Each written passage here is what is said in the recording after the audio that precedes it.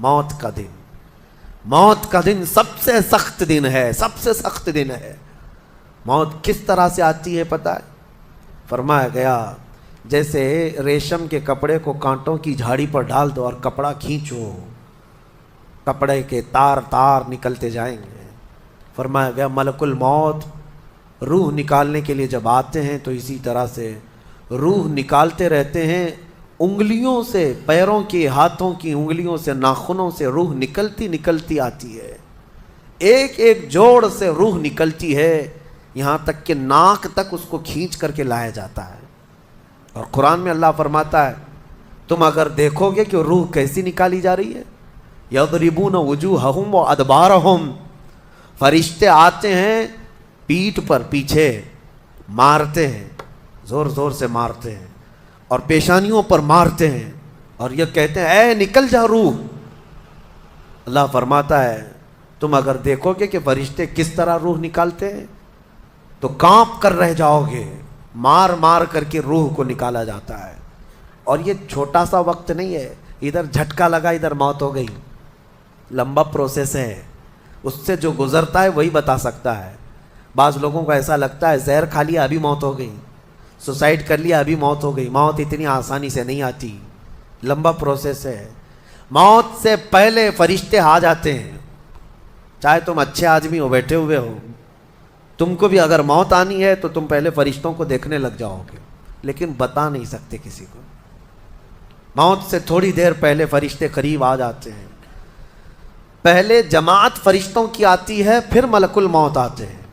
ملک الموت ان فرشتوں کے بیچ آتے ہیں، جیسے ہی یہ مرنے والا آدمی ملک الموت کو دیکھ لیتا ہے پھر اس کے جسم میں کپ کپی طاری ہو جاتی ہے، اور ایسی کپ کپی طاری ہوتی ہے کہ کبھی پیشاب نکل جاتا ہے، کبھی پخانہ نکل جاتا ہے۔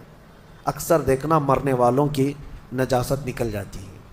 ملک الموت کو وہ بہت قریب سے دیکھتا ہے، اور ان کی دو شکلیں ہیں، ایک بہت بھیانک شکل ہے، اس کو دیکھنا ہی عذاب ہے، اور ایک بہت خوبصورت شکل ہے، ان کو دیکھنا ہی رحمت ہے۔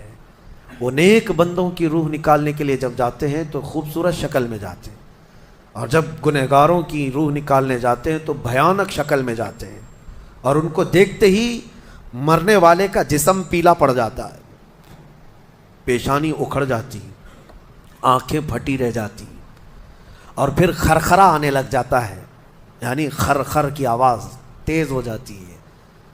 وہ بولنا چاہتا ہے اپنے پاس والوں کو لیکن بول نہیں سکتا، بند ہو جاتا ہے۔ یہ وہ وقت ہے جب اس کے توبہ کا دروازہ بھی بند ہو جاتا ہے۔ اب اگر فرشتوں کو دیکھ کر کوئی توبہ بھی کر لیا، ایمان لایا، تو اس کا ایمان قبول نہیں۔ اس وقت سے پہلے پہلے تک جو بھی ایمان لایا یا توبہ کیا اس کی توبہ قبول ہے، لیکن موت کا خرخرا آ گیا اور فرشتوں کو دیکھ لیا، اس کے بعد بہت سارے کافر بھی پکاریں گے کہ ہم ایمان لاتے ہیں اللہ پر، نہیں، اب ایمان قبول نہیں ہوگا۔ موت اتنی آسانی سے نہیں آتی، اس کا پروسیس ہے۔ فرشتے آتے ہیں، ملک الموت آتے ہیں، پھر اس کے بعد اس کو گھور کر دیکھتے ہیں، پھر اس کو چت لٹا دیا جاتا ہے، یا جس حالت میں بھی ہے وہ گر جاتا ہے، کھڑا ہے تو گرتا ہے، بیٹھا ہے تو گرتا ہے، موت آنے سے پہلے لڑک جاتا ہے۔ یہ ضروری بھی نہیں ہے کہ آج میں اپنے آپ کو سنبھال کر بیٹھا ہوں، اگر میری موت آنی ہے اسی کرسی سے گر جاؤں، اسی جگہ سے ہم گر جائیں گے۔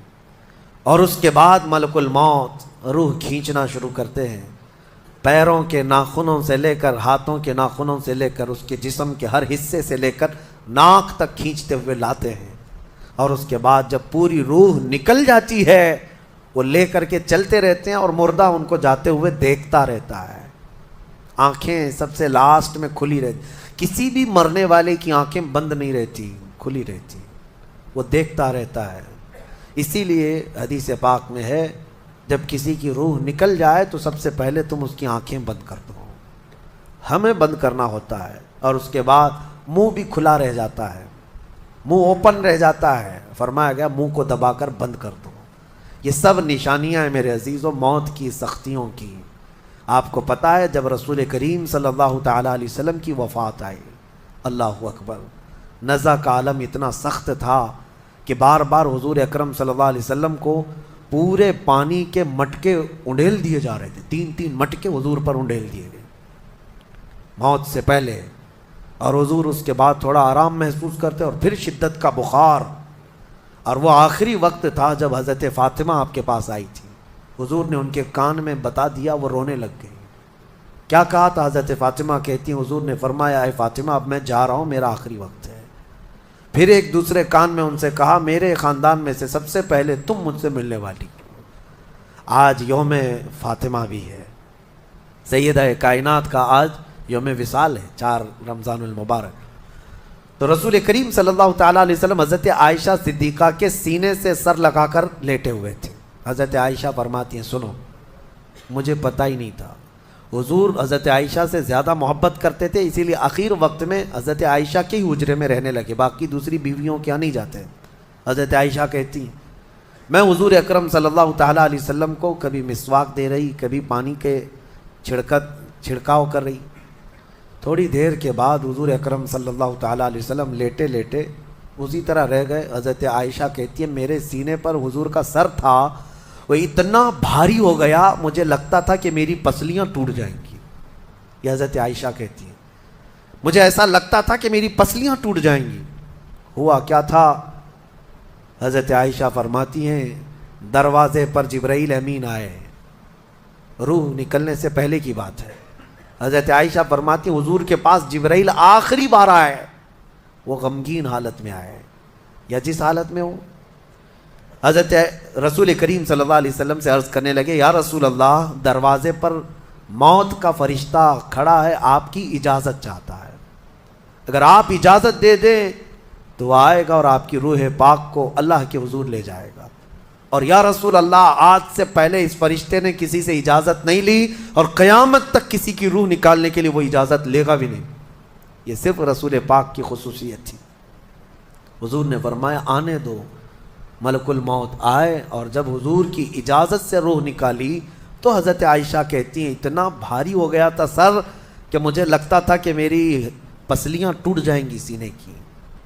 اور اس کے بعد حضرت عائشہ فرماتی ہیں میں نے حضور کے سر مبارک کو نیچے کی طرف کیا، مجھے پتہ بھی نہیں تھا کہ حضور کا انتقال ہوا.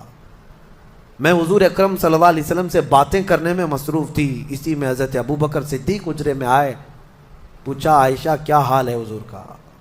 حضور اکرم صلی اللہ علیہ وسلم کو دیکھا حضرت ابوبکر نے اور پیشانی مبارکہ پر ہاتھ رکھا تو وہ بہت ٹھنڈی تھی.